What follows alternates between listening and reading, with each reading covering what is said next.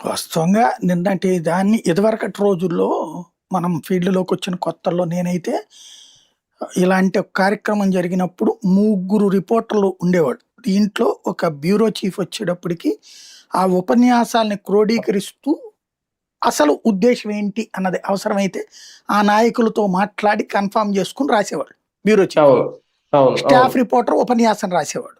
అవును. ఇంకొక senior stringer వచ్చేటప్పటికి ఆ మిగతా నాయకుల ఉపన్యాసాలు రాసేవాళ్ళు. సైడ్ లైట్స్ లోకల్ స్ట్రింగర్స్ రాసేవాళ్ళు. ఇది ఇదివరకు ప్రోగ్రామ్ కాన్సెప్ట్ ఈనాళ్ళు మొదట్లో. ఆ లెక్కన ఇప్పుడు ఎవడు లేడు అనుకుంటా.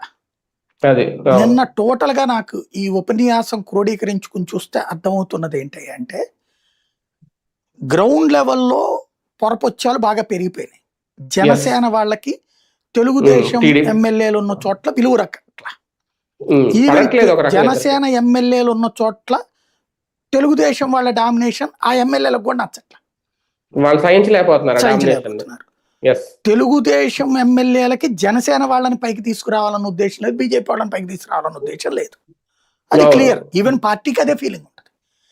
జనసేన వాళ్ళకి మమ్మల్ని చులకన చేస్తున్నారన్న ఫీలింగ్ వాళ్ళ నియోజకవర్గాల్లో ఉంది. ఒక ఇద్దరు ఏరియాల్లో మాత్రం ఆ ప్రాబ్లం లేదు. అది ఒకటి పిఠాపురం, రెండవది నాదెళ్ల మనోహర్ నియోజకవర్గం. ఈ రెండు